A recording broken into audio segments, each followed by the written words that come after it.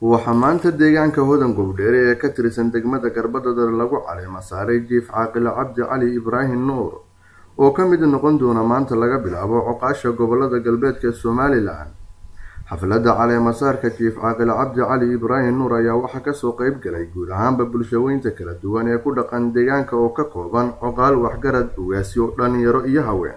haddaba intii lagu guda jiray xafladdaasi caleema saarka ayaa waxaa halkaasi ka hadlay oo hadalka iska daba qaatay marti sharaftii halkaasi iskugu timid iyo coqaashi kala duwaneed ee deegaankaasi waxaana hadaladoodii ka mid ahaa waxaan kugu dardaarayaa hadalka badin maayo waqti kulul baynu joognaa adiguna abtigaa baan hee ilaahay xilkaa kugu asturo waan kuu ducaynaya ilaahay kugu asturo ilaah kugu asturo marka labaad waxaan ku leeyahay xilkaasi ilaahay kuu fududeeyo annaguna waxa weeye waan ku garab taagnaanana bismillaahir rahmaanir rahiim ilaahay baa mahadle waxa mahadle ilaaha maanta halkan inagu soo waafajiyay inanka waalidkaanu nahay Cabdi Cali Ibraahim aynu ku dooranno xafladan maanta waxa kaloon u mahadnaqayaa beesha soo dooratay inanka waalidkaanu ahay soo xulatay iyagana mahadi ha gaadho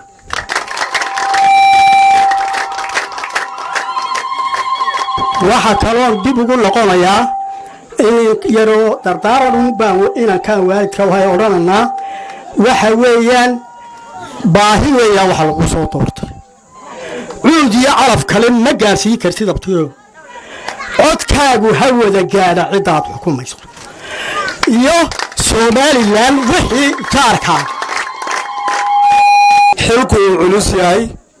haddii aan lagu lahayna ma awoodi karayo shakhsi qore waxaan leeyahay caaqil Cabdi Cali Ibraahim oo laga soo doortay bulshadan barwaaqo in si qaaliya loola garab joogo xilka culus ee la saaray maanta haddaan nahay beelayaabtiyaaladiin waan guddoonnay xilka la saaray Cabdi Cali Ibraahim maanta waan guddoonnay ilaahay baa mahadle إن سيء وناجع عافماتك عبد علي إبراهيم فمن وقلت له وين مسك عاقلين تقلت له وين ما توقع halkan waxaan marqaatoon baa horta noqonaynaa ragayga habar muuse ama maxamed asaba waxaan marqaati ka nahay markaa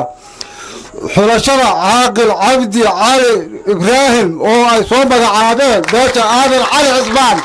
isla marhaata Cismaan Muuse oo dhameestiray cali masaarkiisa ayaan haddaan nahay beesha habar muuse oo dhan marqaati buu xaqana gaar ahaan jaamacad ahaan duqahaan waxa wakiilka beesha Maxamed Muuse oo ah walaalkiisa kuwa ugu dhow waxa marqaati buu xaqaan wakiilka magaca Maxamed Muuse inuu yahay caaqil Cabdi Cali Ibraahim markii ugu horeysay saacada laga bilaabay inuu kamid yahay waqaasha beelaha habar muuse Cismaan Muuse gaar ahaan aad soo doortay baan mahadnaqaynaa mahashan oo nabad oo maxaan ku xafladda ku saabsan tahay waa caaqilka la sheegay caaqil Cabdiraxmaan Cali Ibraahim Nuur oo soo dooratay beesha reer Aadan Cali la yiraahdo maxaan ku dhaweeyaa waxaan marakanahay الله محق كواستر حلك ساو صارم الله كواستر مركو هريسا حفلة لسوق يمد شرفت له وحا مع أبوها هوجان باشر آذن علي عثمان أبري وصوت دورتي عاقل عبد الرحمن علي إبراهيم نور وحلينا هاي عاقلك كل واحد كان باهي با كينتي oo loo doortay عاقلكنا waxaan leenahay ilaahay inuu ku asturo xilka loo doortay waxaan ka maran kacaynaa maanta Allah haduu yiraahdo inuu kamid yahay cuqaasha dalka Soomaaliland waxa doortay markaas cuqaashaas beesha Aadan Cali Cismaan Muuse beesha Aadan Cali Cismaan Muuse baasi gaar u doortay wuxuu ka tirsan yahay caaqilkaasi cuqaash hogaabin doonta markaas Samaroon